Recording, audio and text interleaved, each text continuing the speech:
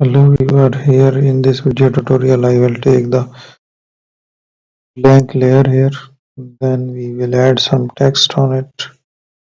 So that's the text we have added on it. Now we will change the color of it. We can change the color for it according to that background. Each color is perfect, but I will choose the black color on white background. We can align it anywhere. I will align it in the center. So here is the option for designs, arc upper.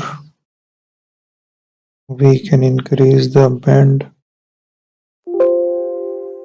So here we have it in the option. So that's the different styles and the designs we can create for that text.